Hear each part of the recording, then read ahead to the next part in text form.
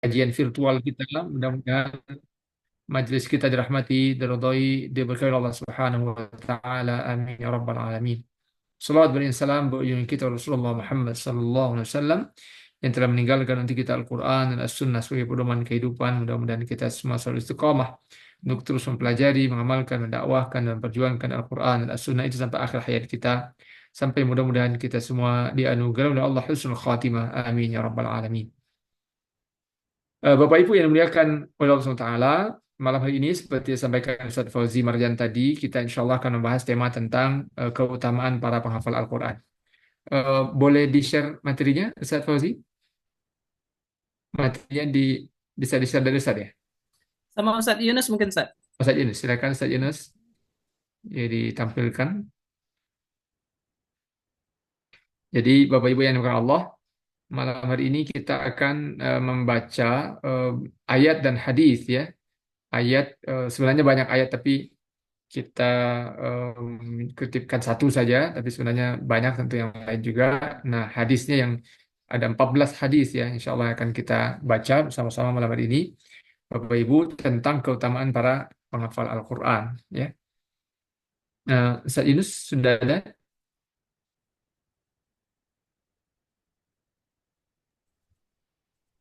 Halo? Apakah sudah muncul di sini? Belum muncul, Ustaz?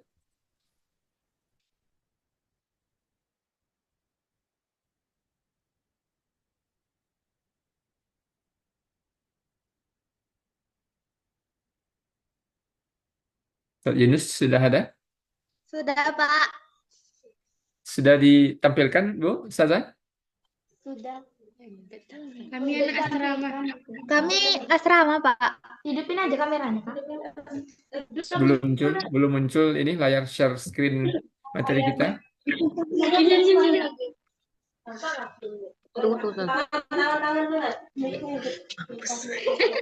Halo, Ustadz Yunus. Letai banget ya. Teman-teman Pak, bukan Bentar Ustadz. Saya Yunusnya kendala jaringan, jadi Anda coba buka filenya dulu. Iya. Baik. Jadi Bapak Ibu sambil menunggu ditampilkan ya, kita akan nanti membaca sekali lagi dalil, ayat dan hadis. Kemudian juga nanti di bagian akhir ada eh, apa beberapa ada sampai sekitar 15-17-an poin ya, manfaat dari menghafal Al-Quran itu yang saya kira sebenarnya kita semua sudah sangat mengetahui, tetapi perlu kita ulang-ulang dan tegaskan kembali sehingga mudah-mudahan dengan mengkaji ini kita semakin bersemangat dan akan terus istiqomah untuk mengarahkan anak-anak kita untuk menjadi pejuang-pejuang Quran sampai akhir hayat ya. Karena memang tentu saja yang butuh untuk berinteraksi dengan Quran adalah kita ya Bapak Ibu. Karena Allah dan Rasul tentu saja jika tidak membutuhkan kita untuk menjadi orang-orang yang lalu akan membanggakan amal kita. Yang membutuhkan itu adalah kita eh, dengan harapan untuk mencari ridha Allah SWT tentu saja, dan kemudian dengan segala keutamaan yang akan didapatkan oleh orang-orang yang mencintai Quran. Nah, sekali lagi sambil menunggu ditayangkan, kita akan mulai saja dengan pertama dalil dari surah eh, Al-Hijr ya, ayat 9, di mana Allah SWT berfirman, A'udzubillahi minasyaitonir rajim, Bismillahirrahmanirrahim. Inna nahnu nazzalna dzikra wa inna lahu lahafizun. Kata Allah, Inna nahnu nazzalna dzikra wa inna lahu lahafizun. Sungguh kami telah menurunkan az-zikr. Ya, jadi salah satu nama dari Al-Quran adalah az-zikr. Sebagaimana kita ketahui Bapak Ibu, Ustazah, bahwa Allah memang memberi nama Quran itu banyak nama. Yang paling masyhur tentu Al-Quran, kemudian juga Alkitab, kemudian juga Al-Zikr, kemudian juga Al-Furqan, dan banyak nama yang lain. Nah, di sini di surah Al-Hijr ini ayat 9 Allah sebutkan Inna nahnu nazzalna dzikra wa inna lahu lahafizun. Sungguh kami telah menurunkan Az-Zikr, menurunkan Al-Quran itu wa inna lahu lahafizun, dan sungguh kami yang menjaganya. Jadi Allah pastikan bahwa Al-Quran itu terjaga. Nah, bagaimana menjaganya? Para ulama dalam tafsir dan juga dalam risalah-risalah tentang Fadailul Quran menjelaskan bahwa cara Allah menjaga Al-Quran itu diantaranya adalah dengan melibatkan makhluk-makhluknya, yaitu orang-orang yang menghafal Quran. Ya. orang-orang yang mempelajari Quran, orang-orang yang khususnya yang menghafal Quran. Karena dengan hafalan mereka kemudian terjaga ayat-ayat Quran itu tidak ada satupun ayat bahkan huruf ya yang akan luput, yang akan tersalahkan, yang akan terabaikan, yang kemudian bisa dipalsukan misalnya. Semuanya dari dulu sejak Al-Quran diturunkan diajarkan oleh malaikat Jibril kepada Rasulullah dan kemudian Rasul ajarkan kepada para sahabat dan begitu seterusnya sampai hari ini dan sampai akhir zaman sampai kiamat datang itu tidak akan ada satupun manusia mampu memalsukan Quran, menghilangkan ayat Quran, menghilangkan satu huruf dari Al-Quran sekalipun. Nah, di antara caranya adalah karena Allah kemudian berikan ilham kepada banyak orang-orang beriman untuk menghafal Quran. Selain tentu juga pada penulisan Quran ya tadwinul Quran sehingga hari ini Quran adalah mushaf di mana mushaf itu kemudian juga dijaga oleh lajnah yang khusus yang memastikan bahwa setiap kali Quran itu dicetak dan diperbanyak maka tidak boleh harus selalu dicek dengan berlapis ya oleh para hafal Quran tentu saja sehingga kalau ada satu saja huruf Quran itu misalnya dihilangkan atau terhilangkan ya dihilangkan artinya dengan sengaja terhilangkan karena mungkin faktor kesalahan teknis atau human error misalnya proses pencetakannya maka pasti akan segera diketahui dan kemudian akan diperbaiki. Dan tidak jarang itu ya Quran yang sudah dicetak mungkin ribuan eksemplar kemudian ditarik kembali dari peredaran karena ketika diketahui bahwa ternyata salah cetak misalnya. Nah, itu di antara cara Allah menjaga Quran. Sekali lagi di antaranya dan ini kemudian yang menjadi keutamaan orang-orang yang menghafal Quran dan anak-anak kita alhamdulillah di Al-Kautsar menjadi orang-orang yang berada di salah satu garda terdepan untuk menjaga Quran melalui hafalan ya. Artinya terlibat dalam skenario Allah untuk memastikan bahwa Al-Quran itu selalu terjaga begitu ya. Baik itu yang pertama. Kemudian yang kedua sudah tampil Ustaz Fauzi? Belum. Sebentar Ustaz, belum Ustaz. Baik. Nanti sambil tunggu dan nanti filenya insya Allah bisa di-share di kelas ya para ustazah. Mohon di-share juga di kelas-kelas wali murid sehingga bisa dibaca.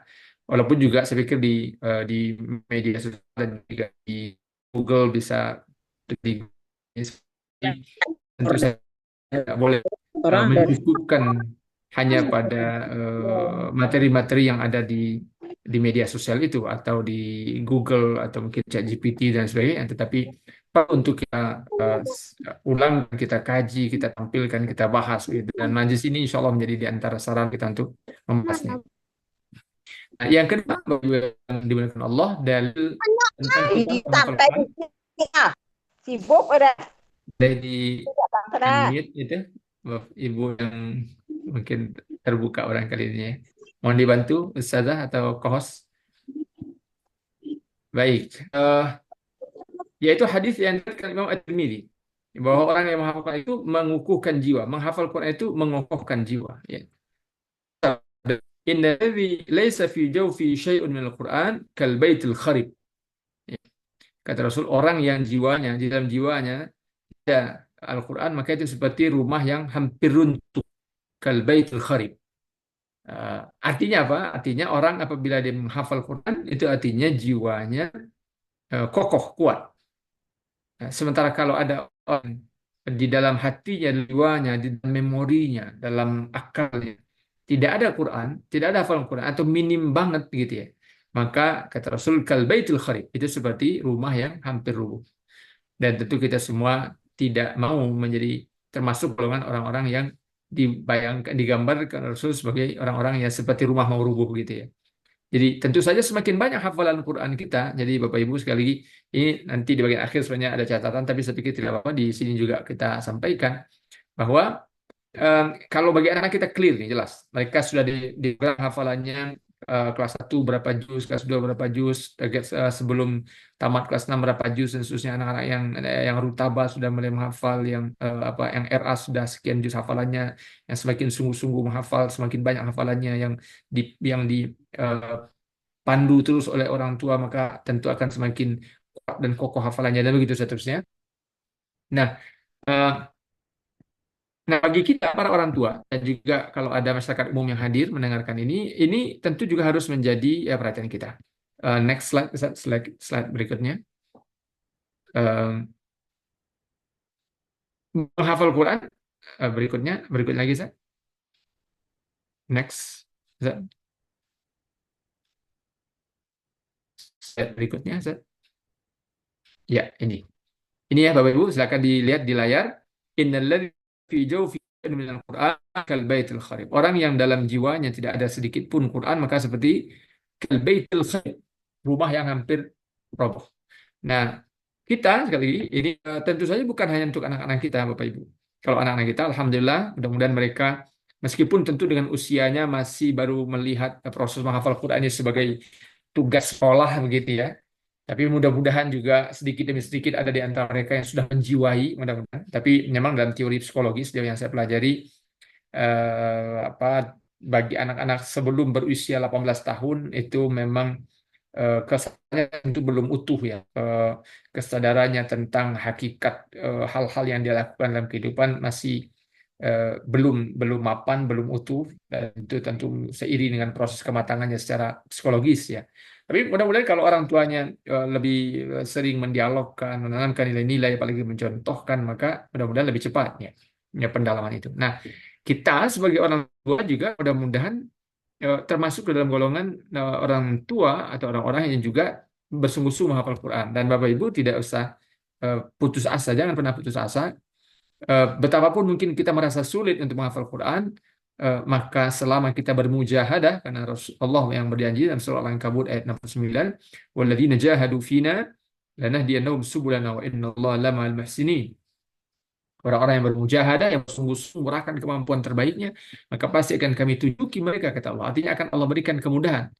Dan juga dalam ayat yang kan Allah tegaskan, walaqad yassarnal Qur'ana lidzikri fahal min muddakir. Allah mudahkan sebenarnya Quran itu untuk dibaca, untuk dihafal dan seterusnya. Tinggal kita apakah kita bersungguh-sungguh atau tidak.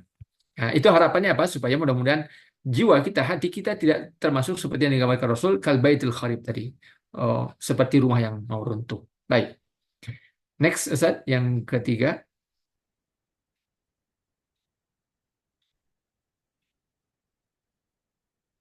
Yang ketiga, sambil menunggu slide-nya bergeser, yaitu hadis yang diriwayatkan Imam At-Tirmidzi. Belum bergeser slide-nya, Ustaz Fauzi? Apakah kendala sinyal atau gimana? Ya, baik. Ini kata Rasul, ini tentang apa? Memperoleh kehormatan khusus dari Rasulullah SAW. Seperti apa? Mari kita baca hadis ini. Kata Rasul, ta'allamul Qur'an waqra'u fa inna mathalal Qur'an liman ta'allamahu fa qara'ahu wa qama bi kamathali jarabin mahshuwin miskan yafuhu rihuhu fi kulli makan.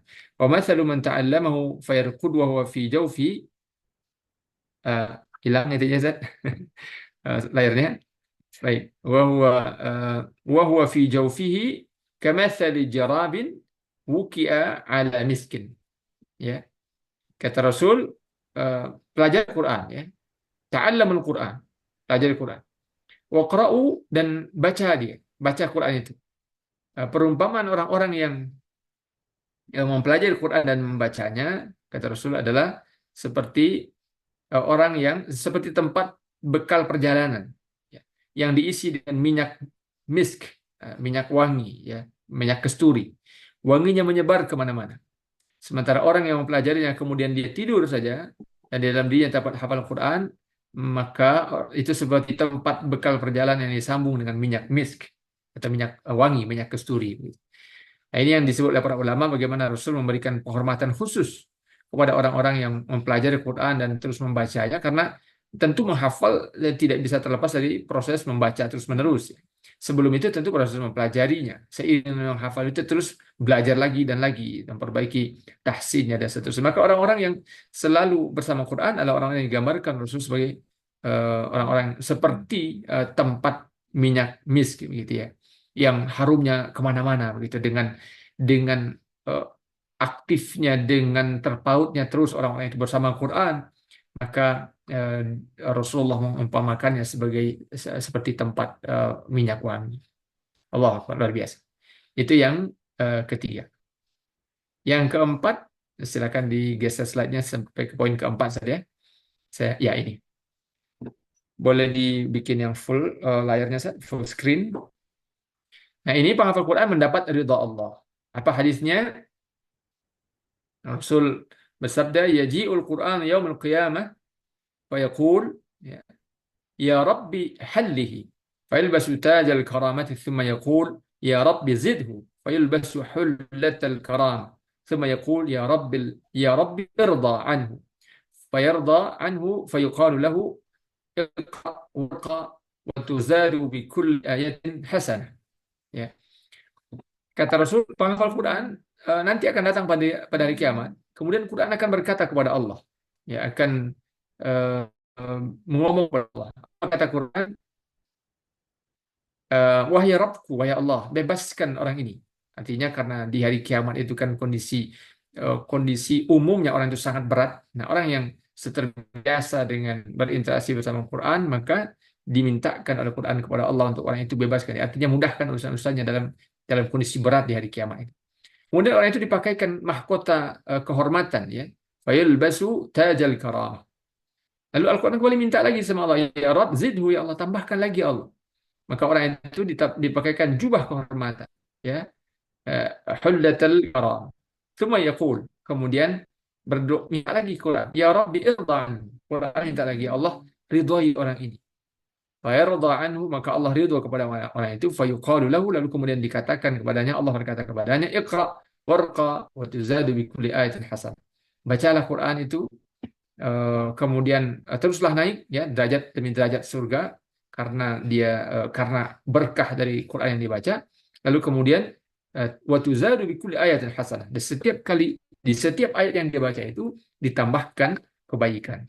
Jadi demikian luar biasa, ya. Ini hadis-hadis ini saya mohon maaf tidak tampilkan di sini. Eh, Memang sebagian ulama ada yang membahas, ya, kualitas hadis ini. Ada yang mengatakan ada yang sahih, ya, ada yang memang tegas kesahihannya jelas karena diriwayatkan Imam Bukhari, Imam Muslim atau muttafaqun alaih, atau ada yang hadis ini hasan, ada juga yang dhaif dan sebagainya. Tetapi para ulama menegaskan kalau bicara tentang fadail, tentang keutamaan-keutamaan, maka meskipun hadisnya termasuk kategori dhaif misalnya, tetap bisa digunakan sebagai tasjih, ya, sebagai targhib, ya, sebagai motivasi untuk beramal. Jadi kalau kemudian ada orang mengatakan, oh itu kan hadisnya dhaif, itu para ulama juga mengatakan bahwa hadis dhaif itu kalau tujuannya adalah untuk memberi motivasi, itu masih ditolerir, ya, masih sangat, sangat layak untuk digunakan. Apalagi ketika memang nyata-nyata kitab itu terdapat dalam kitab-kitab induk, ya, apa dalam Sunan At-Tirmidzi gitu, ya, dalam Sunan Al-Baihaqi, apalagi kalau dalam Sahih Bukhari, Sahih Muslim tentu saja jelas. Maka karenanya kita tidak mempermasalahkan kualitas hadis ini saat ini, memang walaupun dalam bagian tertentu memang ada para ulama yang mengkajinya, tapi sebagai targhib, sebagai tasjih, sebagai motivasi, maka tetaplah hadis-hadis sangat berharga bagi kita untuk eh, menjadi rujukan, gitu, ya. Baik, berikutnya yang kelima, next slide, Ustaz. Yang kelima adalah membahagiakan orang tua. Eh, Rasulullah Rasulullah sallallahu alaihi wasallam sabda, "Man qara'a al-Qur'ana wa ta'allamahu wa 'amila bihi, ulbisa yawmal qiyamati tajan min nur, daw'uhu mithlu dawi syams, wa yuksa walidahu hullataini la tuqawwamu bihima ad-dunya, fayaqulan, bima kusina hadha?" Fayuqal, "Bi akhri waladikuma al-Qur'an." Siapa yang baca Al-Quran, mempelajarinya dan mengamalkannya, eh, balik ke dia. Siapa yang belajar Quran, mengamalkannya, dan mengamalkannya, membaca Quran, mempelajari dan mengamalkannya, maka dipakaikan kepadanya nanti pada hari kiamat mahkota dari cahaya pada hari kiamat. Cahayanya seperti cahaya matahari. Kedua orang tuanya dipakaikan jubah kemuliaan yang tidak pernah dipakaikan di dunia. Keduanya bertanya, mengapa kami dipakaikan jubah ini? Lalu dijawab, karena kalian berdua memerintahkan anak kalian untuk membaca Al-Quran. Hadisnya hadis yang diriwayatkan dari Imam Al-Hakim, ya. Jadi Bapak Ibu yang dimuliakan Allah, ini salah satu keistimewaan, ya, yang dengan tegas digambarkan Rasul dalam hadis yang akan didapatkan oleh orang-orang yang menghafal Quran, bukan hanya untuk dirinya, tapi nanti juga bagi orang tuanya.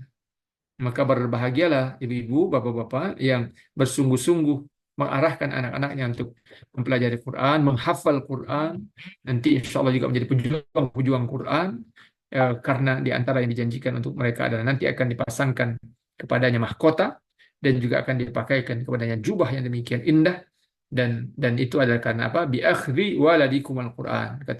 Dikatakan nanti di hari di hari akhir itu semua kehormatan itu diberikan karena anak-anaknya telah diarahkan dan dibimbing sedemikian rupa untuk menjadi orang-orang yang sangat mencintai Quran dan banyak sekali berinteraksi dengan Quran dalam kehidupannya. Baik, next Ustaz yang keenam. Ya, bersama para malaikat yang mulia. Ya, Rasulullah Sallallahu Alaihi Wasallam bersabda, "Mathalul ladzi yaqra'ul Qur'ana wa huwa hafizun lahu ma'as safaratil kiramil bararah." Ya, perumpamaan orang-orang yang membaca Al-Quran wa huwa hafizul lahu, dan dia menghafalnya ma'as safaratil kiramil bararah, adalah bahwa orang itu bersama dengan para malaikat yang mulia, yang agung, gitu ya.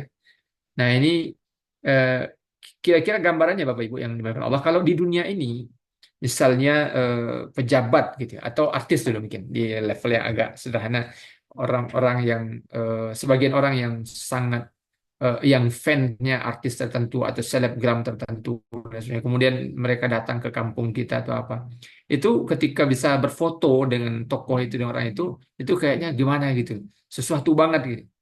Atau pejabat gitu datang, Pak Bupati, kalau dalam saya ibu Bupati gitu ya, atau Pak Buya Gubernur atau Pak Menteri atau apalagi Presiden datang ke tempat kita, apa fenomena yang biasa kita lihat, orang akan berebut untuk selfie begitu, untuk berfoto, untuk menunjukkan bahwa saya pernah bersama dengan pejabat ini. Itu cuman apa, sebentar banget itu kan, paling berapa detik bisa, misalnya yang penting kemudian diabadikan lalu kemudian dipajang di media sosial atau mungkin dicetak, ditempel, ditaruh di dinding dan sebagainya. Apalagi orang-orang yang memang sehari-harinya bersama dengan para pejabat itu, atau orang kaya atau crazy rich atau siapapun gitu ya. Kalau dia dikenal, saya itu kan teman saya, ya saya ini apa, rekanannya dan macam-macam, itu dia akan seakan-akan menjadi sebuah kebanggaan sendiri. Nah, Rasulullah memberikan juga penggambaran itu bukan dengan manusia yang pejabat kah dia, tokoh kah dia, orang kaya kah dia, ini bersama malaikat yang mulia. Dan malaikat itu jelas adalah makhluk Allah yang tegas dimuliakan oleh Allah. Karena memang mereka, ya, sebagaimana didefinisikan oleh para ulama, malaikat itu ibadun mukramun, hamba-hamba Allah yang demikian istimewa, yang dimuliakan, la ya'sunallaha ma amara wa yaf'aluna ma yu'marun, yang senantiasa melaksanakan perintah Allah dan tidak pernah bermaksiat kepada Allah. Nah, orang-orang yang menjadi hamilul Quran, kita dalam redaksi hadis ini, yaqra'ul Quran wa huwa hafizun lahu, membaca Quran dan kemudian dia menghafalnya, maka mereka nanti akan bersama dengan as-safaratil kiramil bararah, bersama dengan malaikat-malaikat yang mulia, yang agung, yang sangat istimewa. Baik. Next, Ustaz Fauzi, yang ketujuh. Ya, para penghafal Quran adalah keluarga Allah. Ya, penghafal Quran itu adalah keluarga Allah. Subhanallah, ini luar biasa sekali ini. Redaksi ya yang disebutkan oleh Rasulullah SAW untuk memberikan motivasi kepada kita tentang keistimewaan menghafal Quran. Rasulullah bersabda, "Inna lillahi ahlina minan nas." Qalu, "Ya Rasulullah, man hum?" Qal, "Hum ahlul Quran, ahlullah wa khassatuh." Sesungguhnya Allah itu memiliki ahlin. Ahlin artinya keluarga. Ternyata ini tentu tamsil ya Bapak Ibu. Ini tamsil, perumpamaan ya. Perumpamaan sekedar untuk menguatkan apa, menguatkan pemahaman kita dan memberi motivasi yang demikian kuat kepada kita. Maka dikatakan Rasul, sesungguhnya Allah itu memiliki keluarga minan nas, di antara manusia. Keluarga, sekali lagi, naudzubillah, jangan sampai kemudian dianggap, oh Allah punya keluarga, punya istri, punya anak. Naudzubillah, tentu Allah Maha Suci dari segala penyerupaan atas makhluk. Tapi keluarga dalam konteks ini maksudnya adalah orang-orang yang demikian istimewa di sisi Allah. Nah, itu yang kemudian ditanyakan oleh para sahabat, qalu ya Rasulullah, man hum? Ya Rasulullah, siapa mereka? Qal, Rasul bersabda, hum ahlul Quran. Mereka adalah orang-orang yang senantiasa berinteraksi dengan Quran. Ya, ahlul Quran. Ahlun itu kan sebenarnya kalau secara bahasa biasa diartikan sebagai keluarga ya, Bapak Ibu. Keluarga. Ahlul Quran berarti keluarga Quran. Artinya apa? Orang yang senantiasa bersama Quran, orang yang senantiasa membaca Quran, menghafal Quran, mengkaji Quran, hayatinya, tentu kemudian juga mengamalkannya apa dan memperjuangkannya begitu. Ahlul Quran. Siapa mereka yang disebut dengan keluarga Allah itu? Ahlul Quran, ahlullahi wa khassatuh. Allah Akbar. Luar biasa. Ini pilihan kata yang sangat dahsyat sebenarnya. Dikatakan bahwa Al-Quran itu adalah ahlullah, keluarganya Allah, wa khassatuh. Khassatuh itu orang-orang yang istimewa di sisi Allah. Kira-kira kalau ibarat presiden itu ring satunya gitu. Ring satunya kalau ibarat presiden, alhamdulillah ini sekedar perumpamaan, mirip-mirip Mayor Teddy-nya mungkin gitu ya, kalau sekarang mungkin Presiden Prabowo, atau mirip-mirip apa Sufmi Dasko Ahmadnya gitu kalau terhadap Prabowo, ya orang yang memang betul-betul kepercayaan di sekitar presiden itu kalau perumpamaan manusia ya. Nah ini Allah katakan bahwa orang-orang yang ahlu Quran itu khassatu, orang-orang yang istimewa, orang-orang elit di sisi Allah SWT. Luar biasa. Jadi sekali lagi ini tentu harusnya membuat kita menjadi sangat sangat bersyukur, anak-anak kita dan kita sendiri, jangan hanya anak-anak kita ya Bapak Ibu, tapi kita juga menjadi orang-orang yang menjadikan Quran itu bagian yang sangat sangat lekat dengan kehidupan kita. Apalagi kita memasuki Ramadan ya Bapak Ibu. Insya Allah kurang dari sebulan, sekarang sudah tanggal berapa nih? Sudah tanggal 4 Sya'ban, berarti lebih kurang 26 hari lagi, insya Allah kita akan masuk Ramadan, dan Ramadan itu juga disebut syahrul Quran. Dan itu artinya mudah-mudahan kita memang bisa melipat gandakan kualitas dan kuantitas interaksi kita dengan Quran di bulan Ramadan, yang tentu mudah-mudahan juga bisa dipertahankan di luar Ramadan. Baik, itu yang ke-7. Next, Ustaz, yang ke-8. Yang ke-8 ini ya, ini hadis yang diriwayatkan Imam At-Tabrani. Para penghafal Quran itu adalah disebut sebagai arifnya, orang arif di surga. Nah, ini hadis kata Rasul apa?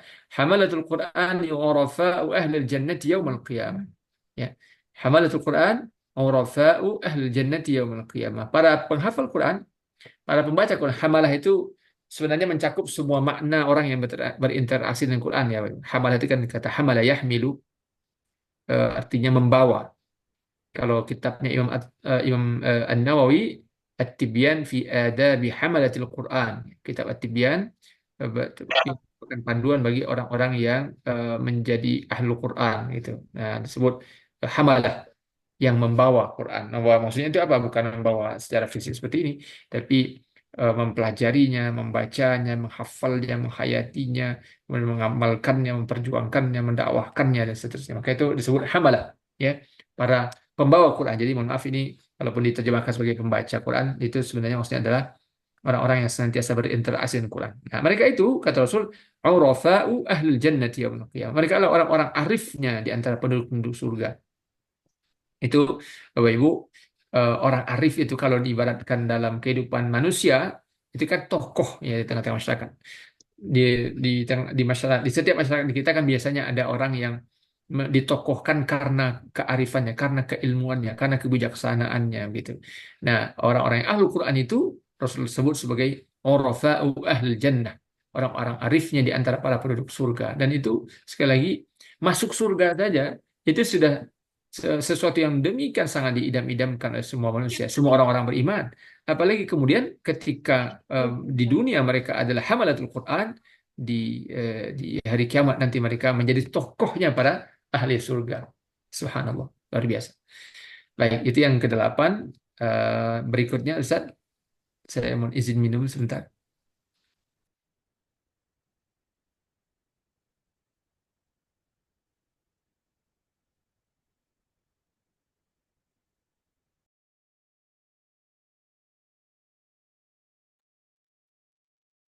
Baik, yang ke-9, memperoleh penghormatan dari manusia. Rasul bersabda, "Inna min ijlalillahi ikrama lisyaibatil muslim wa hamil al-Quran ghairil ghali fihi wal jafi anhu wa ikrama lis-sultan al-muqsir." Ya.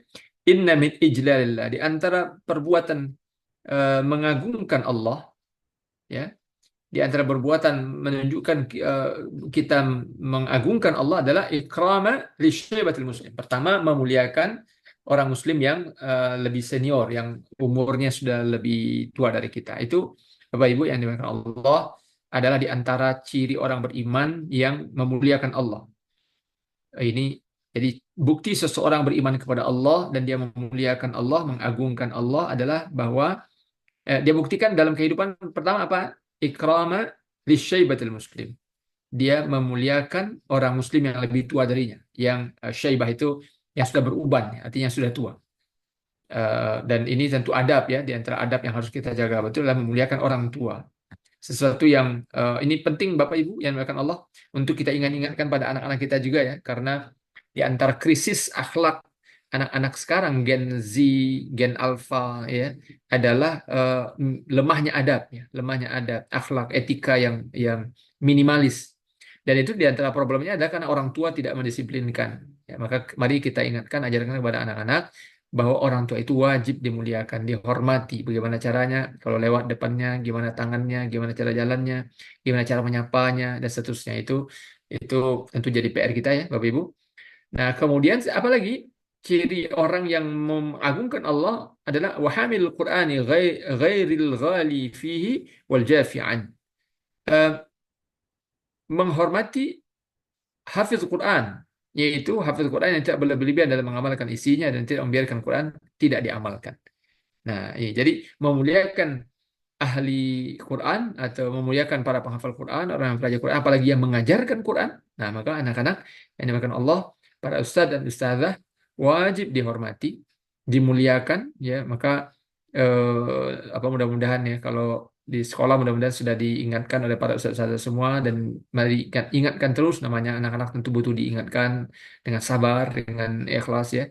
Maka memuliakan para ustadz dan ustazah yang setiap hari sudah mengajarkan Quran, mendengarkan murojaah, memperbaiki tajwid, bacaan anak-anak semua, itu bagian dari ciri orang yang beriman. Maka jangan pernah ya anak-anak semua, alhamdulillah ini cukup banyak anak-anak kita juga hadir bersama dengan ayah dan bundanya.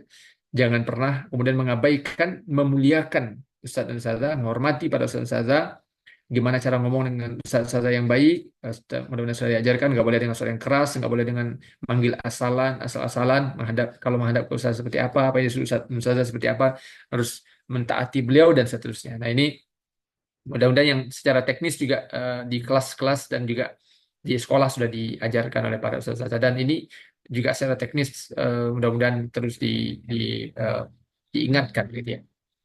Wa ikram dari sultan al-muqsid, dan juga di antara ciri orang yang beriman yang membuktikan keimanan kepada Allah dengan mengagungkan Allah adalah dengan menghormati sultan al-muqsid, para penguasa yang adil. Jadi menghormati dan memuliakan penguasa yang adil, pemimpin yang adil itu juga bagian dari ciri keimanan. Baik. Next, Zat yang ke-10. Terbebas dari siksa neraka. Allah Akbar. Ini luar biasa lagi ya.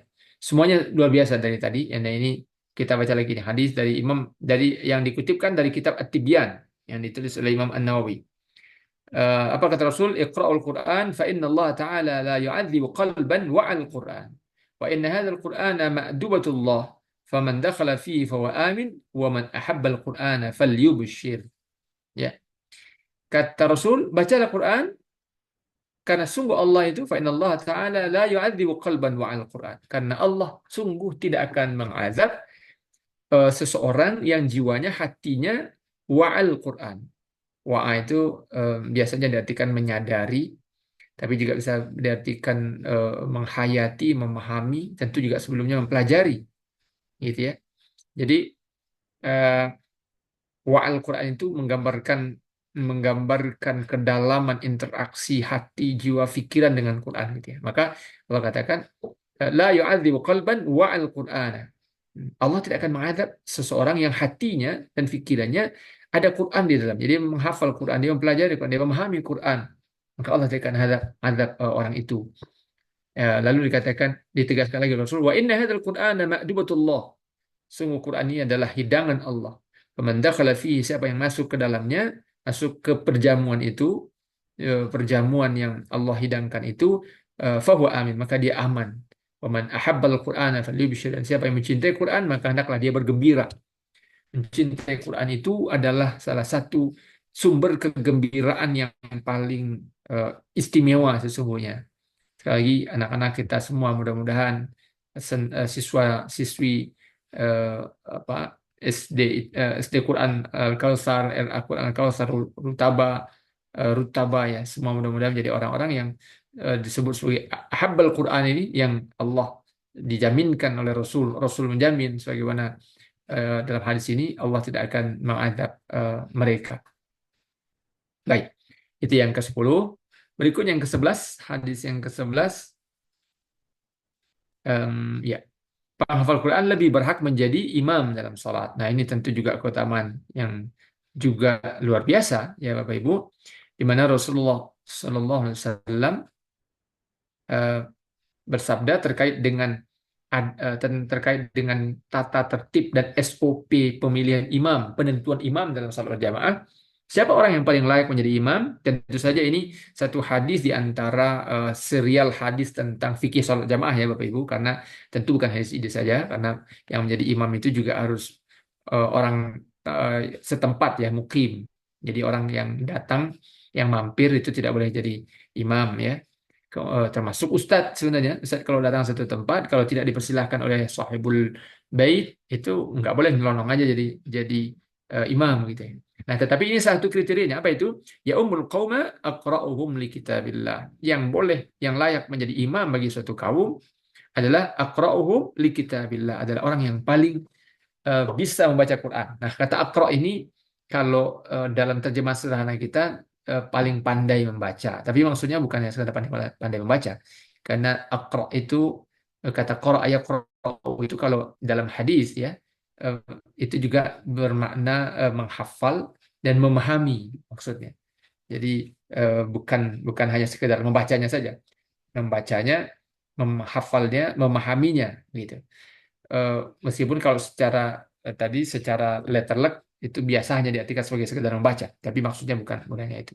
Nah, itulah orang yang dalam fikih sholat berjamaah ditetapkan oleh Rasul sebagai orang yang paling layak menjadi imam, dan tentu menjadi imam bagi suatu kaum sejumlah orang begitu, berapapun, mulai dari satu orang, dua orang, tiga orang, sampai kemudian 10 orang, 100 orang, 1000 orang, kayak misalnya di Masjid Istiqlal ya, atau apalagi di Masjidil Haram, Masjid Nabawi, itu berapa ribu orang, berapa ratus ribu orang yang dipimpin sholat berjamaah, maka betapa luar biasa ya keutamaan sang imam itu memimpin sekian banyak orang. Sekali lagi dengan sesuai skalanya, kalau di musola kecil mungkin 10-20 orang, kalau di masjid yang agak lebih besar mungkin sampai 100 orang, 1000 orang, kalau Masjid Istiqlal mungkin sampai puluhan ribu orang, Masjidil Haram sampai ratusan ribu orang, dan seterusnya. Jadi tentu saja ini adalah sebuah keutamaan tersendiri, diberi kewenangan dan kesempatan untuk memimpin sholat berjamaah. Nah, siapa mereka? Yang paling banyak hafal Qurannya, paling bagus hafal Qurannya, paling hafal, paling memahami Quran itu, termasuk juga hukum-hukum dan hikmah-hikmah di dalamnya. Baik, itu yang ke-11. Next, Ustaz. Disayangi oleh Rasulullah. Ya, disayangi oleh Rasulullah. Dari mana kesimpulan yang diambil para ulama? Di antaranya dari dalil hadis sahih yang diriwayatkan Imam Bukhari, kana Nabi sallallahu alaihi wasallam yajma'u baina rajulaini min qatl Uhud fi thawbin wahid. ثم يقول أيهم أكثر أخذا للقرآن فإذا أشير له إلى أحدهما قدمه في اللحد. Jadi Nabi itu, Bapak Ibu yang dimuliakan Allah dan anak-anak ya, ini begini cara para ulama mengambil nilai dari suatu riwayat tentang apa yang dilakukan Rasulullah. Jadi Rasulullah itu ketika ini, kalau dalam hadis ini kan konteksnya perang Uhud ya, setelah perang Uhud selesai kemudian sudah dikumpulkan jenazah-jenazah para syuhada perang Uhud itu, lalu kemudian karena terbatasnya kain yang bisa dipakai untuk kain kafan, ada yang terpaksa satu kain itu untuk 2 orang gitu. Nah, lalu kemudian dalam satu kesempatan Rasul ketika akan memimpin pemakaman sahabat ini bertanya kepada para sahabat, ayyuhum aktsaru akhdan Quran? Siapa di antara mereka ini yang lebih banyak hafalan Qur'annya? Fa idza usyira lahu, dan ketika sudah ditunjukkan ini ya Rasulullah, apa yang Rasul katakan, qaddamahu fil lahad. Maka dia maka orang yang itu jenazah syahid syuhada tadi itu didahulukan untuk dimasukkan ke dalam yang lahad. Lihat ya Bapak Ibu dan anak-anak yang Allah, lihat bagaimana Rasul dalam kesempatan seperti itu masih sempat memberikan isyarat tentang kemuliaan para penghafal Quran. yaitu ketika mereka sudah wafat di posisi perang sebagai syuhada. Itu kan bisa menjadi syuhada di perang Uhud saja sudah luar biasa ya. Nah ternyata ketika akan dimakamkan nih para pejuang, para syuhada Uhud ini, ternyata Rasul masih menambahkan lagi tazkirah kepada para sahabat yang hadir di situ bahwa di antara orang-orang yang sebenarnya sudah mulia karena mereka gugur sebagai pejuang itu, ternyata yang lebih mulia lagi adalah apa? Aktsaruhum akhdhan lil Quran, yang lebih banyak menghafal Quran. Ya, maka ini kemudian dijadikan dalil oleh para ulama tentang keutamaan fadail hamalatul Quran, fadail hufadzul Quran, yaitu disayangi Rasulullah, diprioritaskan oleh Rasulullah SAW. Baik, itu yang ke-12. Next, Ustaz Fauzi. Yang ke-13.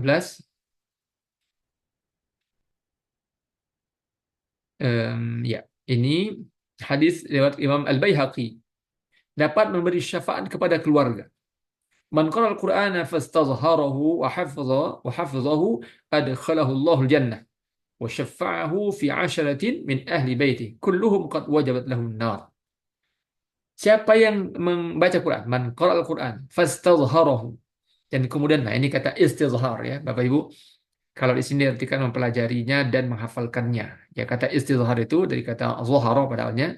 Zahara kemudian istazhara, fastazharahu itu kalau zahir itu kan artinya muncul, ditampakkan. Ya. Kemudian dia tampakkan kedekatannya dengan Quran itu dalam bentuk aktivitas yang lebih dari sekedar membaca. Nah, kalau diperhatikan, dia mempelajarinya dengan sungguh-sungguh, dia menghafalnya dengan sungguh-sungguh, bahkan kalau bisa juga mengkaji tafsirnya, yang menghayati setiap makna ayat dari Quran itu sehingga dia mengerti betul bahkan setiap potongan ayat itu, bahkan kalau perlu huruf-hurufnya pun kan, kenapa huruf ini dipakai ini, apa bedanya huruf ini di ayat yang lain dan seterusnya gitu. Sampai seperti itu ya Bapak Ibu. Itu dalam kajian ulumul Quran dan ulum tafsir ya. Maka man qala al-Qur'ana fastadhharahu, siapa yang membaca Quran kemudian dia tunjukkan kedekatannya dengan Quran itu dengan mempelajarinya, menghafalnya, menghayati maknanya, kandungannya, kemudian mengajarkannya, mengamalkannya, mendakwakannya, maka ya, wa hafizahu, dan menghafalnya, adkhalahu Allah jannah, Allah pasti akan masukkan dia ke surga. Kemudian nah ini jadi masuk surga, Allah masukkan dia ke surga, wa syafa'ahu fi 'asharatin min ahli baiti, dan Allah beri dia kesempatan untuk beri syafaat kepada 10 anggota keluarganya. Nah, jadi kalau kalau ada seorang anak hafiz Quran, ayah atau ibunya misal nggak sholat begitu, kemudian melakukan perbuatan-perbuatan yang kemudian dikatakan qad wajabat lahun nar, yang sebenarnya normalnya itu sudah layaknya masuk neraka gitu. Tapi karena anaknya menghafal Quran, maka si anak ini diberi oleh Allah izin untuk memberikan syafaat kepada fi asyarati min ahli baiti, 10 orang keluarganya. Bisa ayah, ibu, kakek, nenek, saudara-saudaranya, istrinya, anak-anaknya, atau suaminya kalau perempuan, dan seterusnya. Jadi luar biasa. Ini tentu saja sebuah fadilah yang luar biasa besar yang mudah-mudahan membuat kita dan anak-anak kita semakin bersemangat menghafal Quran. Insya Allah. Saya perlu garis bawahi, saya khawatir lupa ya Bapak Ibu, nanti bisa kita diskusikan insya Allah ya. Tentu ini nanti kita harus follow up dengan pendalaman ya. Ada sebagian orang yang masih mempermasalahkan ngapain menghafal Quran, sekarang kan sudah ada Google, ada ChatGPT, ada macam-macam aplikasi-aplikasi, ada AI ya yang dengan sangat gampang bisa kemudian dimanfaatkan untuk mencari ayat yang yang dibutuhkan dan sebagainya. Maka Bapak Ibu yang dimuliakan Allah, betul silahkan gunakan Google, gunakan ChatGPT, gunakan AI dengan berbagai aplikasi yang ada, silahkan. Tetapi yang menghafal Quran itu jelas jauh lebih utama ketimbang hanya sekedar memanfaatkan perangkat-perangkat tadi. Orang yang hafal Quran tentu juga dia juga sangat mampu menggunakan perangkat-perangkat baru ini gitu ya. Tadi AI, ChatGPT, Google atau tentu dia juga sangat bisa. Tetapi dengan dia juga menyimpan yang langsung di kepalanya, dibandingkan orang yang hanya mengandalkan AI, ChatGPT dan sebagainya, tentu yang menghafal jauh lebih utama gitu. Karena tersimpan di kepalanya, tersimpan di dadanya, tentu dia menghayatinya jauh lebih dalam dibanding orang yang hanya ada di mana itu apa ya? Ayo, sebentar cari dulu ya. Dibanding dengan orang yang nyari seperti itu, tentu saja menghafal jauh lebih utama. Dan apakah menghafal masih penting? Sangat penting. Maka orang-orang yang mengatakan karena pernah ya siapa kayak Ade Armando ya, kemudian siapa yang waktu itu juga cukup pernah cukup viral gitu, tapi kayaknya sekarang sudah tenggelam ya. Dan begitulah selalu orang-orang yang mencoba yang melecehkan Quran itu mesti akan tenggelam di telan zaman ya. dan mereka hanya akan menjadi sampah-sampah pembicaraan saja dan tidak akan pernah menjadi rujukan sesungguhnya gitu. Dari dulu dan sampai akhir zaman orang-orang yang mau mencoba merendahkan Quran dengan berbagai diskursus yang mereka bangun sesungguhnya adalah orang-orang yang sedang menjemput takdir kehinaan mereka gitu dan tidak usah dipedulikan. Perlu kita jawab, tetapi tidak usah terlalu serius banget gitu karena orang-orang seperti itu sesungguhnya adalah orang-orang yang sudah sangat nyata kebodohannya dan kedangkalan berpikirnya gitu. Yang pasti tentu jauhnya dia dengan agama, posisinya dengan jauhnya posisinya terhadap Quran, terhadap agama, terhadap syariat dan seterusnya. Maka jangan pernah ragu ya Bapak Ibu dan anak-anak semua, hafal Quran, hafal terus. Ini amal yang luar biasa besar pahalanya. Setiap huruf yang dibaca berbalas 10 kebaikan, 10 pahala, bahkan Allah maha mampu melipat gandakan setiap bacaan itu, setiap huruf yang dibaca itu begitu. Nah, eh, maka ini hafadhu wa syafa'u fi 'asyratatin min ahli baiti. Maka dia bisa memberi syafaat kepada 10 orang keluarganya. Dan itu tentu sesuatu yang sangat menggiurkan. Baik. Next, Ustaz Fauzi yang ke-14. Dalil yang ke-14 masih hadis ya. Hadis dari Imam Al-Hakim, Rasulullah sabda, innakum lan tarji'u. Ini tentang apa? Merupakan bekal yang terbaik. Quran, menghafal Quran itu merupakan bekal yang terbaik. Rasulullah sabda, innakum lan tarji'u ila Allah bi syai'in ahabba ilaihi min syai'in kharaja minhu, yakni Al-Quran. Kamu tidak akan kembali menghadap Allah dengan sesuatu yang lebih Allah cintai melebihi cintanya Allah pada Al-Quran. Nah, jadi modal apa yang dibawa oleh seseorang menghadap Allah yang paling dicintai oleh Allah? Al-Quran. Ya, dengan terus membacanya, menghafalnya, menghayatinya, mengkajinya, dan tentu kemudian juga mengajarkannya, mendakwahkannya, dan memperjuangkannya agar ditegakkan dalam kehidupan umat manusia. Baik, yang terakhir Ustaz Fauzi, dalil tentang keutamaan para penghafal Quran, yaitu bahwa dia akan menempati tingkatan surga paling tinggi. Hadisnya hadis Imam Al-Baihaqi, adadu darajil jannati adadu ayal Quran, faman dakhala jannata min ahli Quran falaysa fawqahu darajah. Kata Rasul, tingkatan surga itu sejumlah bilangan ayat Al-Quran. Maka penghuni surga di kalangan ahli Quran adalah penghuni tingkatan teratas, di mana tidak ada lagi tingkatan surga setelahnya, ya. Allah Akbar. Jadi ketika orang sudah masuk surga saja, sebenarnya masuk surga saja itu kan sudah sebuah kenikmatan yang luar biasa yang tidak bisa dibandingkan dengan kenikmatan terhebat yang diraih manusia di dunia. Silakan Bapak Ibu bayangkan, anak-anak bayangkan kenikmatan apa yang paling diidam-idamkan manusia di dunia. Dibandingkan dengan masuk surga, nggak ada apa-apanya.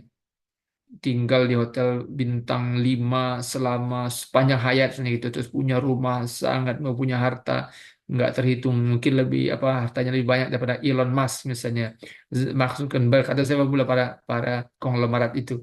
Lalu kemudian di dunia mau apa saja bisa dapat saat itu juga, pembantunya sekian macam, sebutkanlah segala kenikmatan yang mungkin dirasakan di dunia, maka dibandingkan dengan kenikmatan surga nggak ada apa-apanya yang didapatkan di dunia itu.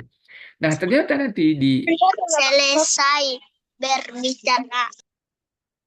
di akhirat nanti itu surga itu bertingkat-tingkat sebanyak ayat Quran. Nah, yang tertinggi itu adalah orang yang ahlul Quran, dan falaisa fauqahu darajah, nggak ada lagi tingkatan yang lebih tinggi dari itu. Nah, seperti itu ya Bapak Ibu dan anak-anak yang dimuliakan oleh Allah SWT. Baik, berikutnya Ustaz. Nah, ini sekedar inventarisasi sederhana sebenarnya, karena masih banyak lagi yang lain ya Bapak Ibu. Kita baca cepat ini. Di antara manfaat menghafal Quran, selain yang tadi sudah disebutkan, ini yang agak terkait dengan hal yang bernuansa psikologis, ya, emosional, intelektual, akademis, macam-macam gitu ya. Nanti Bapak Ibu bisa search di Google, di ChatGPT dan sebagainya, dan juga di artikel-artikel ilmiah ya, bisa jurnal. Di jurnal-jurnal ilmiah juga bisa kita temukan pembahasan ini. Nah, ini ringkasannya ini. Pertama, menghafal Quran itu, manfaat menghafal itu pertama melatih disiplin dan kesabaran.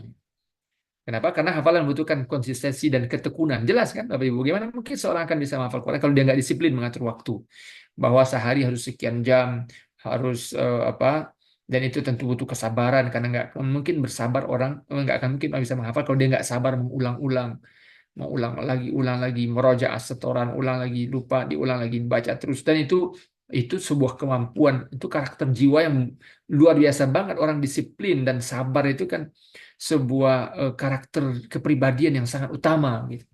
Problem, dan Bapak Ibu sekali lagi ini ketika kita hari ini sangat risau dengan nasib anak-anak kita di masa depan dalam dunia kerja, gitu ya.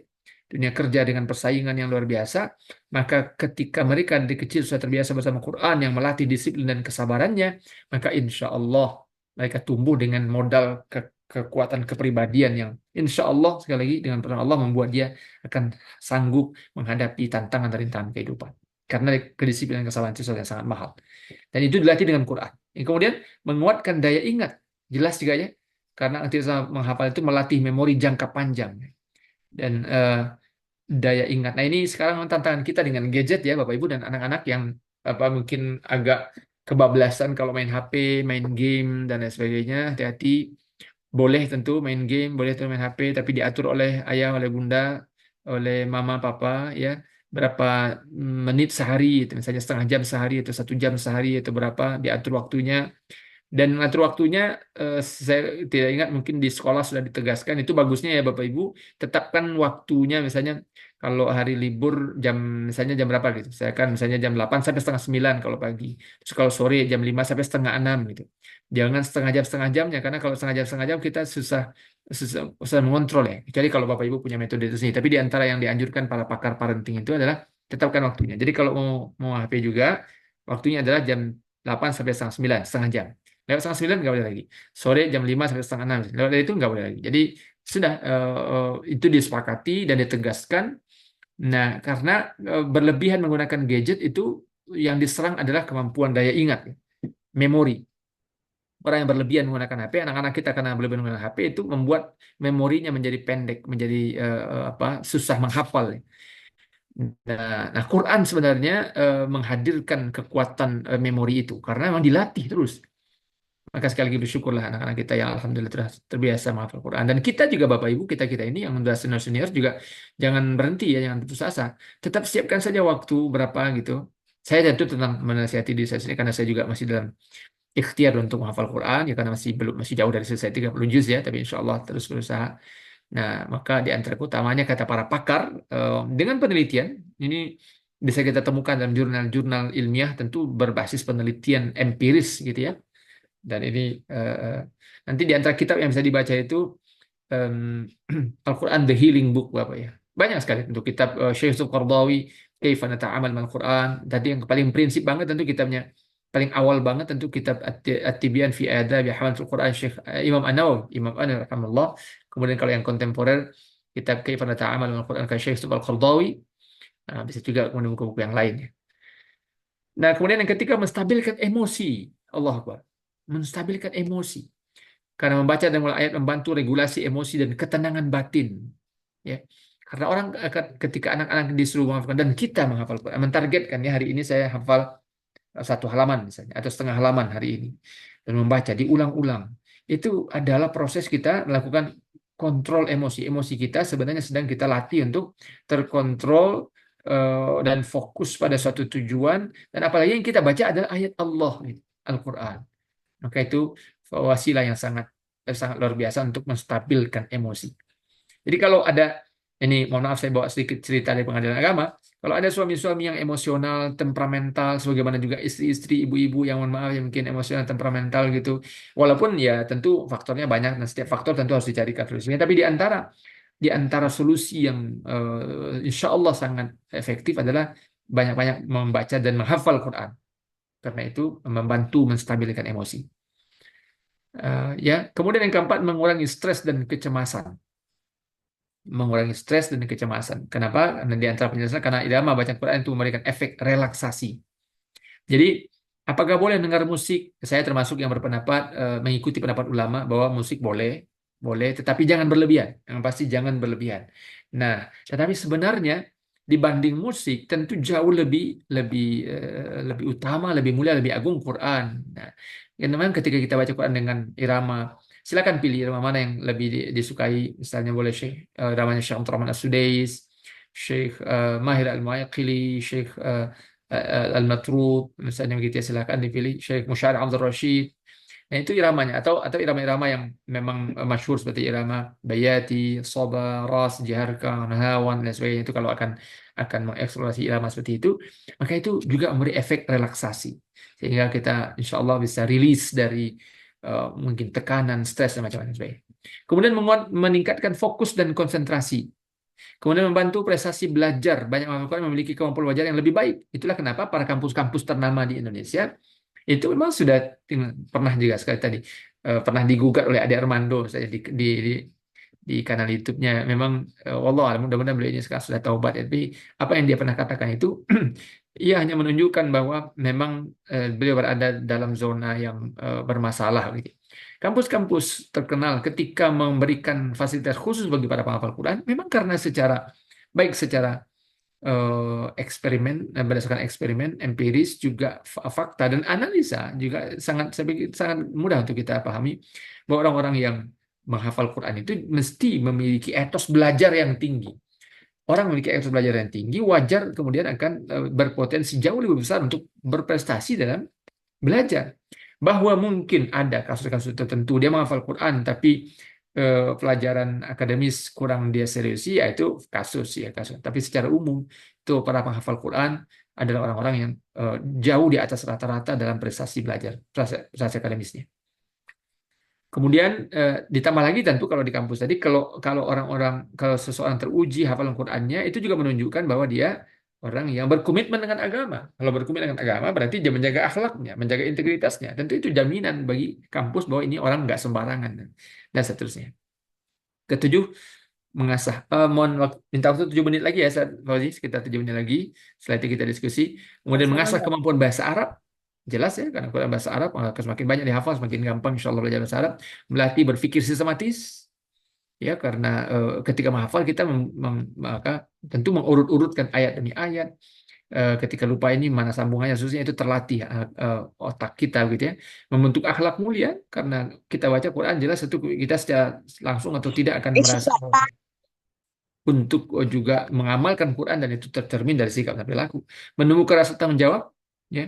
Karena orang menghafal Quran berkewajiban menjaga lisan perbuatannya, menanamkan nilai kejujuran dan amanah, menemukan rasa rendah hati, menjadi teladan di masyarakat. Ya, karena dia menghafal Quran, tentu ketika dikenal orang, oh itu anak menghafal Quran, maka dengan sendirinya tentu kemudian orang akan menjadikan dia sebagai role model dalam kehidupan masyarakat. Menjadi mudah dipercaya dalam peran keagamaan, jadi imam, guru ngaji, dai, pendidik, tokoh masyarakat. Kemudian berikutnya tentu saja menjadi menjaga tradisi keilmuan Islam karena hafalan menjaga kemudian Quran sepanjang zaman, memuliakan orang tua tadi dengan berbagai fadilah yang tadi sudah dibahas, kemudian membawa keberkahan dalam keluarga, menjadi investasi akhirat jangka panjang ya. Luar biasa. Baik, next Ustaz. Berikutnya, jadi yang tadi kita bahas itu Bapak Ibu itu hanya sebagian saja tentu saja. Sebagian saja. Tentu sangat banyak sekali dalil, baik dalil Quran, hadis maupun juga penelitian-penelitian yang masih bisa dieksplorasi. Silakan Bapak Ibu dieksplorasi, dipelajari, nanti didalami sehingga itu membuat kita semakin yakin bahwa pilihan ini adalah pilihan yang benar ya. This is the right choice, the correct choice. Pilihan untuk mengarahkan anak-anak kita untuk menjadi para penghafal Quran, orang yang belajar Quran, mengamal Quran. Dan kita yang membersama mereka adalah pilihan yang benar ya, dan mudah-mudahan kita istiqomah di atasnya sampai akhir hayat. Slide terakhir Zat. Ya ini tentu saja menghafal Quran bukan segala-galanya. Maksudnya jangan anggap bahwa ketika sudah menghafal Quran kemudian selesai. Wah, saya sudah menjadi orang yang militan, yang istimewa, yang lalu kemudian merasa nggak penting lagi mengerjakan yang lain. Tentu tidak. Menghafal Quran adalah salah satu bagian yang paling istimewa dari interaksi seorang muslim dengan Al-Quran. Mohon maaf salah tulis itu interaksi, maksudnya bukan interaksi. Kemudian, tapi tentu itu belum selesai.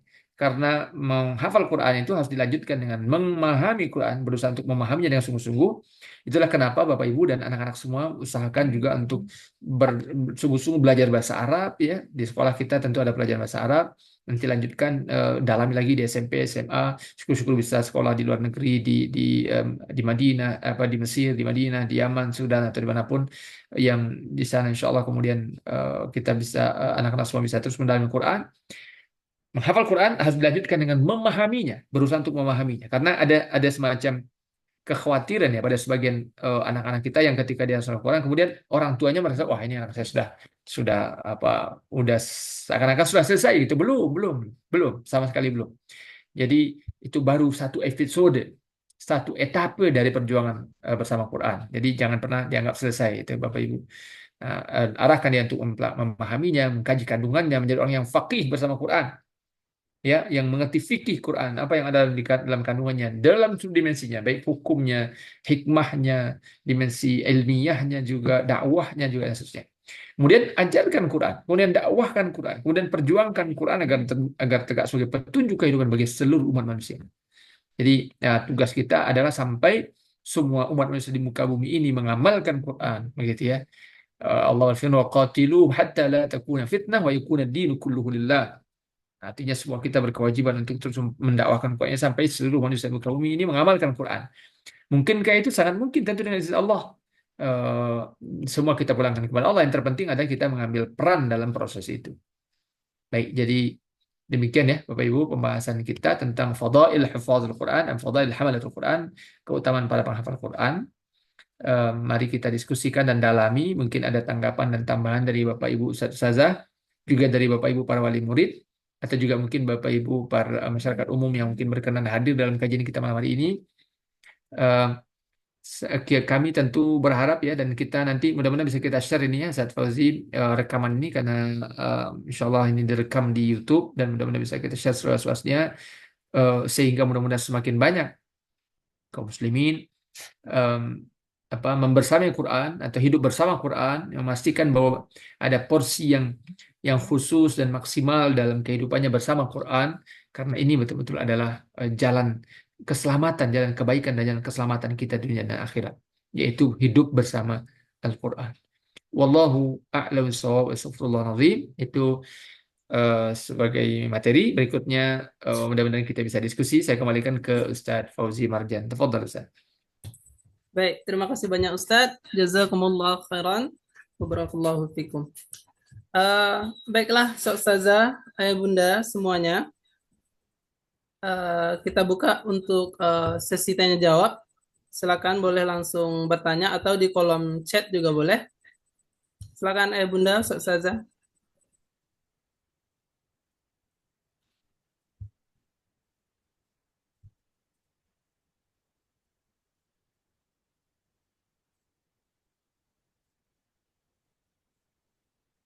Ada Ustadz Sarnubi dari Sarolangun, Ustadz Fauzi.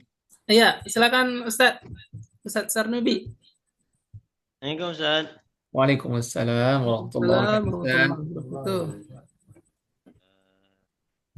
Ini Ustaz, bagaimana memotivasi anak-anak kita cinta Al-Quran? Karena sekarang ini kan tantangan yang sangat berat ini, terutama HP ya. Kita juga kadang kasihkan nengok Facebook, nengok YouTube, sehingga ganggu waktu untuk baca Quran atau untuk menghafal Al-Quran. Bagaimana misalnya kita motivasi dengan anak-anak memberi hadiah, apa salah apa enggak, misalnya kan takut nanti kan kalau kita kasih hadiah nanti dia ada kayak materi lah gitu, atau juga seperti ada yang ikut musabaqah MTQ,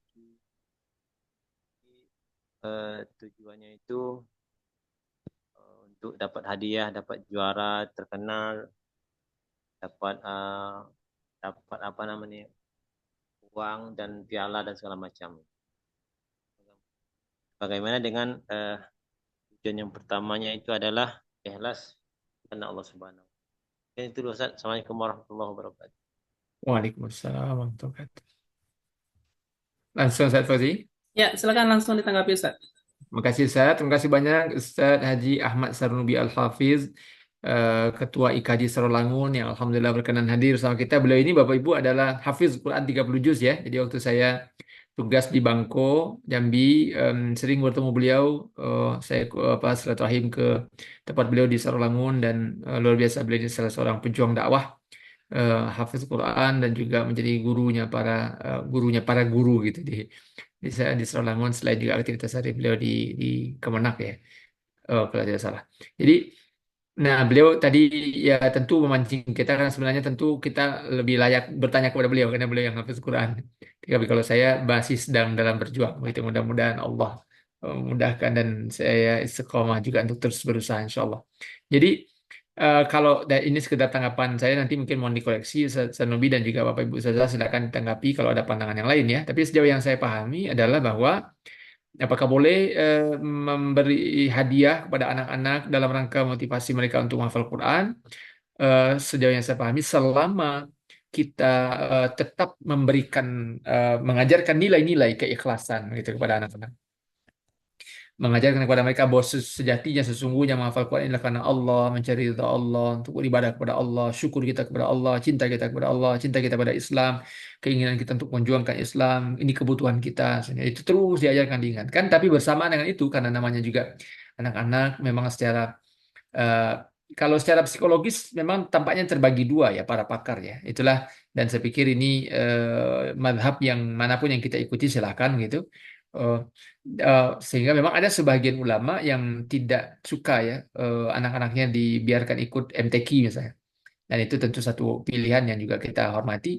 Tapi di sisi lain juga tidak sedikit ulama yang juga luar biasa dalam ilmunya, yang memfasilitasi dan mendorong anak-anaknya untuk juga ikut MTQ, musabaqah dan lain sebagainya. Dan ternyata kemudian terbukti bahwa setidaknya saya gitu ya Bapak Ibu, setidaknya ini tentu satu contoh, tentu bisa dibandingkan dengan contoh yang lain. Tapi saya pribadi alhamdulillah dari kecil sering ikut MTQ, alhamdulillah, meskipun kalau untuk MTQ-nya saya cuma sampai juara 3 tingkat provinsi Sumatera Barat, tingkat SD waktu itu.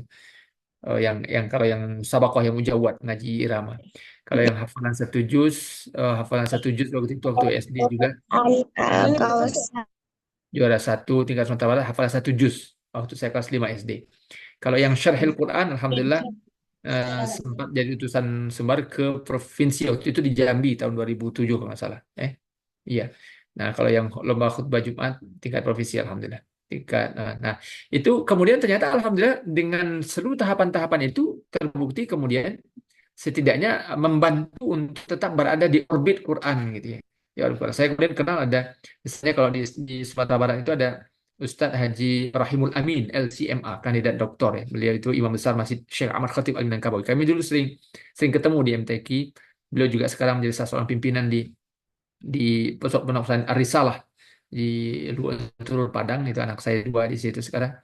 Nah, itu dulu juga kami sering sering ikut MTQ bareng, dan ternyata alhamdulillah sampai hari ini beliau masih berada di orbit Quran dan bahkan sampai menjadi imam besar Masjid Syekh Ahmad Khatib Al-Minangkabawi, dan juga menjadi pimpinan santri besar di Sumatera Barat dan sebagainya bersama Quran. Beliau kuliah di Mesir ya, S1 S2 di Mesir, sekarang saya S3 di Malaysia. Ada Ustaz Dr. Beni Firdaus, teman saya juga, dulu kami sama-sama sering ke MTQ juga. Doktor, dosen di UIN, dosen di Pasca Sarjana UIN, Syekh Jamil Jambe Bukit Tinggi ya. Dulu juga sama-sama ikut bersama Quran. Nah, hidup bersama Quran, belajar Quran, kemudian dihiasi sebagiannya dengan perlombaan-perlombaan sebagai ornamen ya, sebagai bagian dari etape-etape perjalanan bersama Quran itu. Ternyata alhamdulillah sampai hari ini beliau-beliau itu, orang-orang itu, teman-teman itu menjadi pejuang-pejuang Quran. Ada Ustadz Ilham Tasmi namanya, anggota Dewan, Ustadz Haji Ilham Tasmi LCMA, anggota Dewan, sekarang S3 juga di Malaysia. Anggota ketua DPRD Kabupaten Agam, juga dulu aktivis MTQ, dan sekarang udah seorang ulama yang sangat disegani di Sumatera Barat dan khususnya di Agam.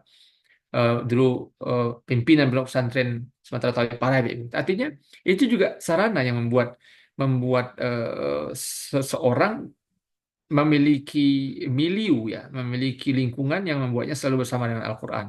Jadi saya pikir ini di antara strategi yang sangat baik insya Allah, meskipun tentu tidak harus diterapkan kepada semua. Artinya kalaupun ada orang yang mungkin merasa khawatir anak-anak tidak ikhlas dengan diiming-iming hadiah ini sekian puluh juta, haji, umroh, macam-macam, khawatir kemudian berubah orientasinya, tentu itu juga kekhawatiran yang layak dimaklumi gitu sebagai pilihan dan sikap, tidak apa-apa. Tapi kalaupun kemudian sebagian ulama dan sebagian orang tua, sebagian antara kita memilih untuk memberikan hadiah, nak, kalau kamu hafal satu juz sekian ratus ribu, kalau nanti sudah sekian, nanti kalau kamu selesai hafal 30 juz, insya Allah kalau ayah ibu punya, Allah beri rezeki nanti berangkat umroh, dan macam-macam gitu, atau diberikan apa dan sebagainya. Insya Allah saya pikir itu baik. Tetapi yang tidak boleh, jangan pernah dilupakan bahwa bersamaan dengan memberikan hadiah, memberikan motivasi itu juga tanamkan nilai-nilai keikhlasan, ketulusan, perjuangan, pengorbanan, taqarrub ilallah, mencintai Allah, itu juga tidak boleh ya, ditinggalkan, harus dikuatkan terus. Semakin tahu usianya semakin dikuatkan sehingga mempercepat kematangannya dalam memastikan bahwa semua yang dilakukan itu memang bingkainya adalah ibadah kepada Allah SWT. Wallahu a'lam bishawab. Demikian yang saya pahami, Ustaz Fauzi. Mungkin kalau ada tambahan dari atau koreksi dari Ustaz Sanubi, kita persilakan. Saya kembalikan ke Ustaz Fauzi. Ya, baik Ustaz. Terima kasih Ustaz. Apakah ada tanggapan dari Ustaz Sanubi? Ya Ustaz, ini pengalaman saya sendiri. Karena waktu dulu kan kuliah di di Staipik ya, di Nah, iya. di dekat Sakit Am Jamil tuh, komplek PGI. Iya. Sering MTQ mulai tingkat kecamatan, kabupaten sampai provinsi juga di Sawalunto, salah.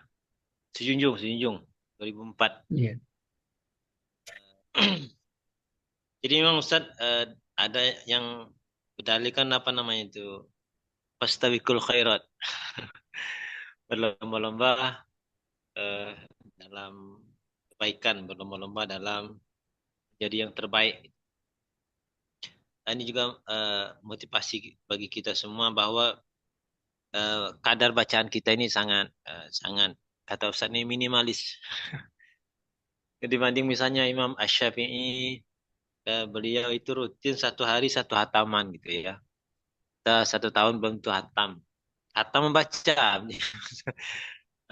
Kalau beliau Imam Syafi'i kalau bulan Ramadan 2 kali hatam, siang sekali, malam sekali. Jadi imam-imam mazhab mereka itu dari kecil sudah hafal Quran, kemudian juga menguasai bahasa Arab, menguasai hadis. Jadi mereka adalah tauladan bagi kita semua. Mungkin itu Ustaz. Assalamualaikum warahmatullahi wabarakatuh. Waalaikumsalam warahmatullahi wabarakatuh. Assalamualaikum warahmatullahi wabarakatuh. Baik, terima kasih Ustaz. Selanjutnya jika ada ayah bunda atau ustazah yang lain yang mau bertanya, dipersilakan.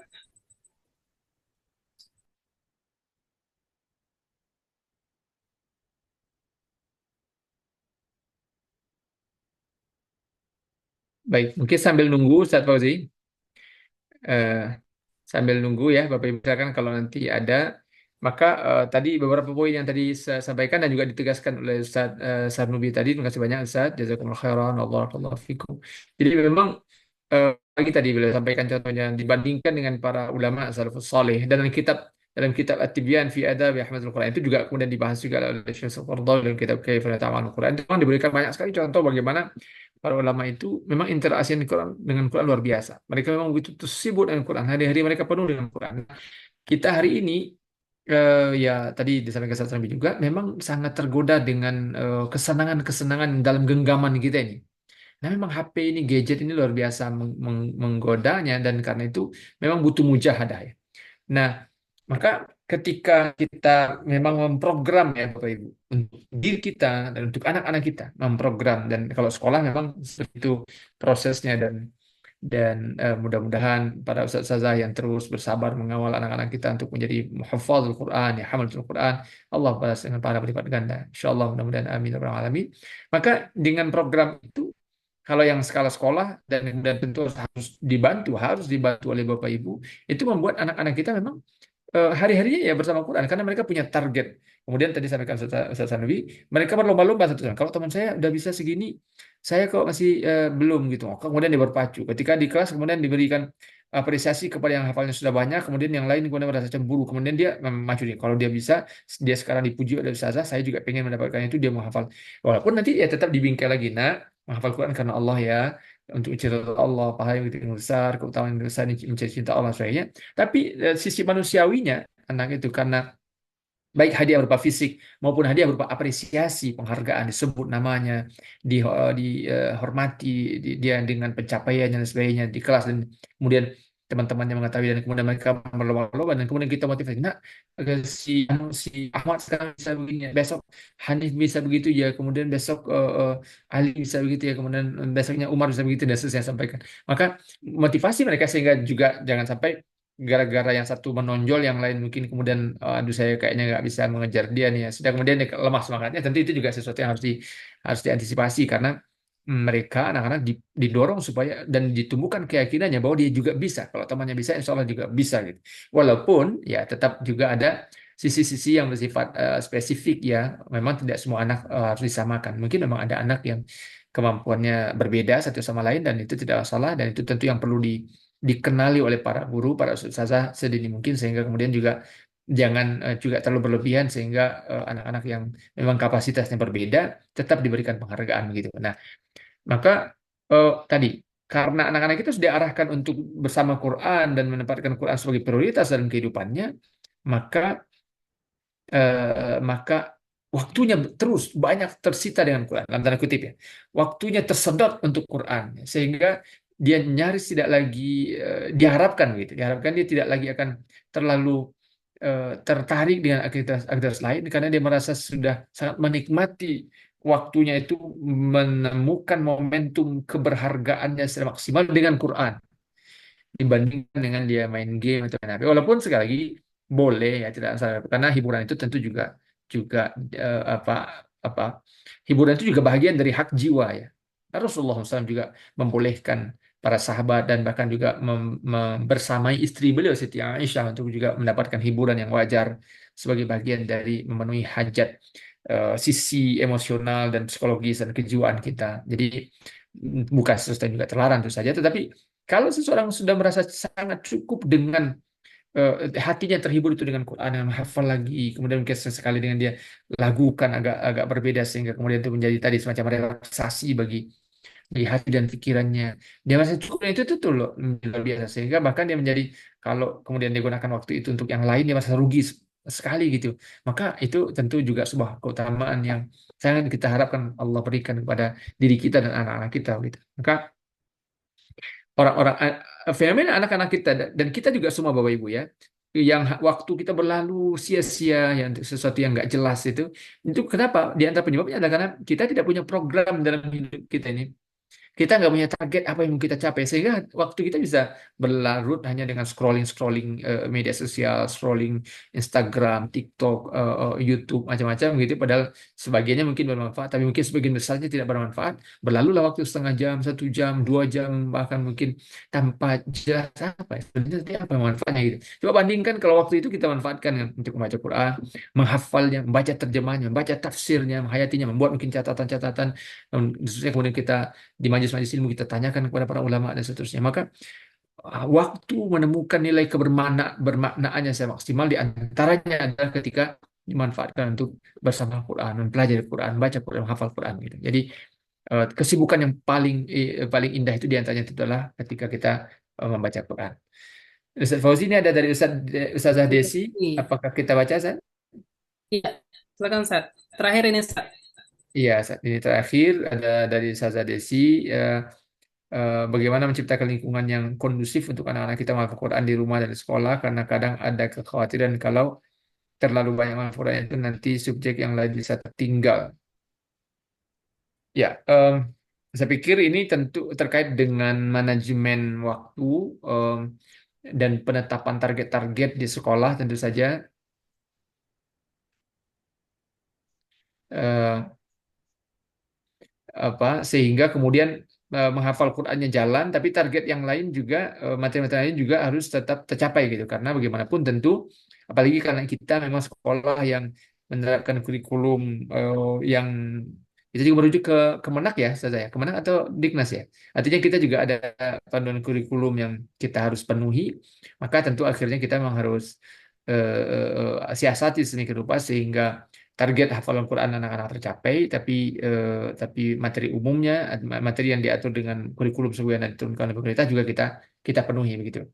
Karena semuanya juga sama-sama bermanfaat. Jadi saya pikir di sini tentu dibutuhkan ketegasan sekaligus juga kecerdasan pada ustadz ustazah dalam mengelola waktu bagi anak-anak kita, memantau perkembangan hafalan mereka, bekerja sama dengan orang tua, ya kemudian memberikan motivasi kepada anak terus-menerus dengan pendekatan personal dengan berbagai trik yang tentu juga sudah sering disampaikan saya pikir dalam materi-materi pengayaan dan penguatan strategi pembelajaran bagi para ustaz dan ustazah, dan tentu terus kita tambah lagi mungkin kalau ada nanti training-training yang bisa lebih menguatkan dan meningkatkan kapasitas para ustaz dan ustazah juga insya Allah mudah-mudahan difasilitasi oleh yayasan ya insya Allah.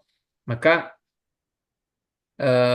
apa insya Allah saya pikir selama kita siasati itu, dan tadi kalau di lingkungan rumah yang kondusif, mencipta yang kondusif untuk anak-anak menghafal di rumah dan di sekolah ya, kalau di sekolah karena lingkungannya sudah didesain sedemikian rupa dan kemudian para ustazah memantaunya, mudah-mudahan bisa berjalan dengan baik. Nah mungkin di rumah yang saya pikir butuh butuh komitmen yang kuat dari para orang tua, bapak ibu, ayah bunda untuk memastikan bahwa orang tua memang harus terlibat begitu ya. Tidak boleh hanya membiarkan sekolah saja. Tapi kami kan sibuk ini, masa kami juga harus ini. Lah, ini kan anak kita ya, Bapak. Ini anak kita. Sesungguhnya adalah orang tua, ayah dan ibu yang paling bertanggung jawab. Sekolah itu sebenarnya membantu saja.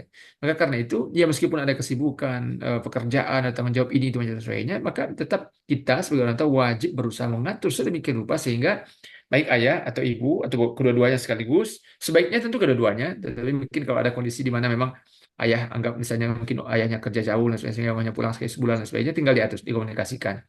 Yang pasti adalah bahwa keterlibatan orang tua bersifat mutlak dalam proses belajar, belajar mengajar, dalam proses pendidikan, apalagi terkait dengan pendidikan berbasis Al-Quran, gitu.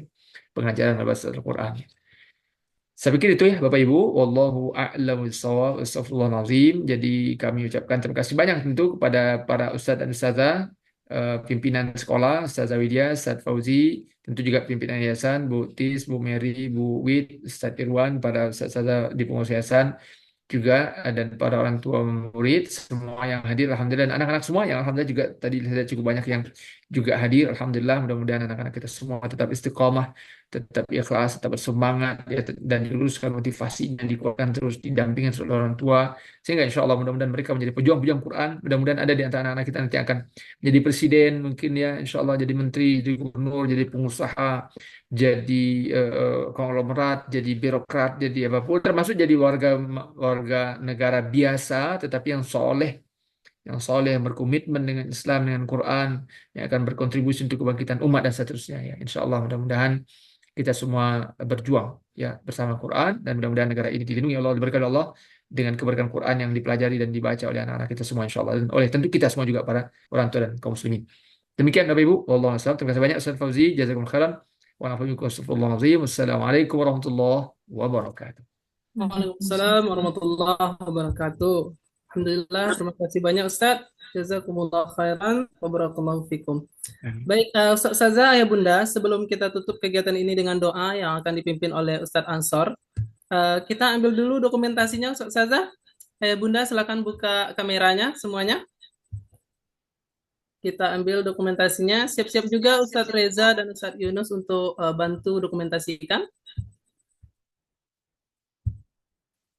Silakan dibuka kameranya, Ayah Bunda, Ustadz Saza.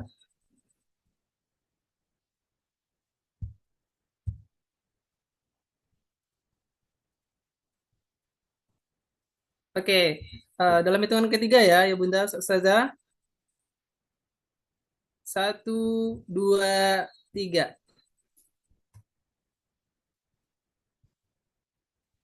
Oke, sekali lagi.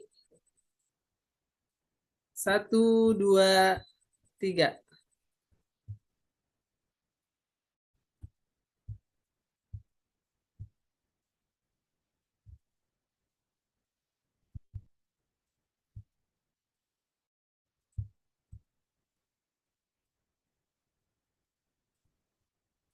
Baik,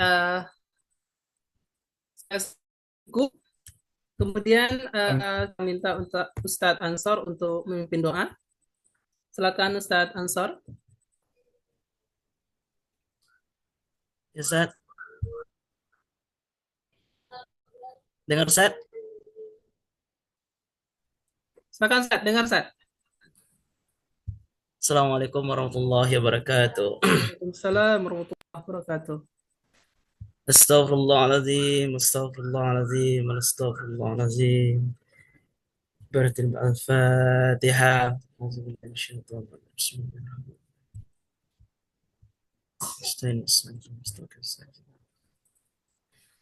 أعوذ بالله من الشيطان الرجيم. بسم الله الرحمن الرحيم. الحمد لله رب العالمين. الصلاة والسلام على أشرف الأنبياء والمرسلين وعلى آله وصحبه أجمعين. اللهم صل على محمد وآل محمد. اللهم اغفر لنا ذنوبنا ولوالدينا وارحمهما كما ربيانا صغيرا. جميع المؤمنين والمؤمنات والمسلمين والمسلمات منهم والأموات برحمتك يا أرحم الراحمين. اللهم إنا نسألك سلامة في الدين وعافية في الجسد وزيرة في العلم وبركة في رزقه وتوبة قبل الموت ورحمة عند الموت ومغفرة بعد الموت.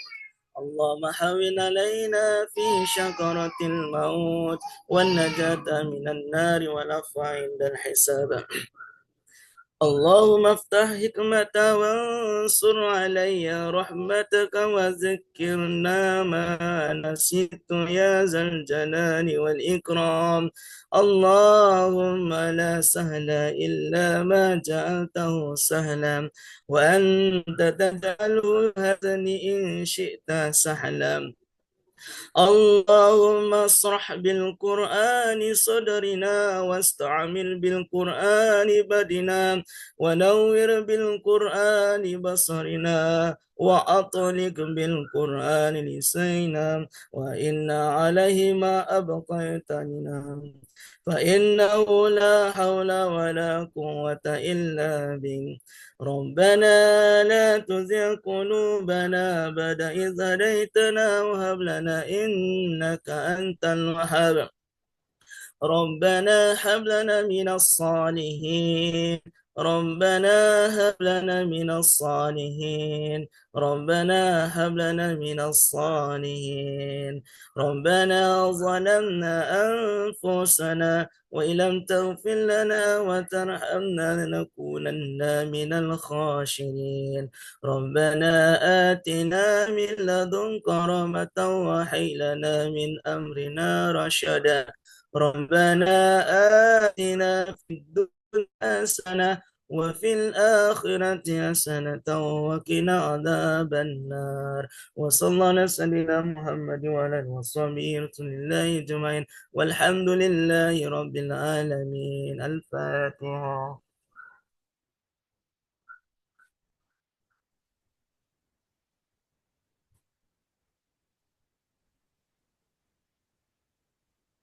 Terima kasih Ustaz. Assalamualaikum warahmatullahi wabarakatuh.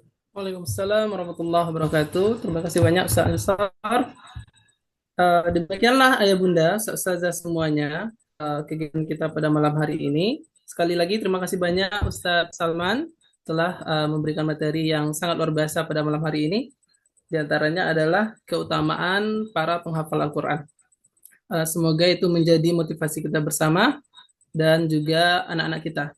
Demikian saja ustazah dan ayah bunda semuanya. Kita akhiri dengan hamdalah. Alhamdulillahirabbil alamin. Saya akhiri. Assalamualaikum warahmatullahi wabarakatuh.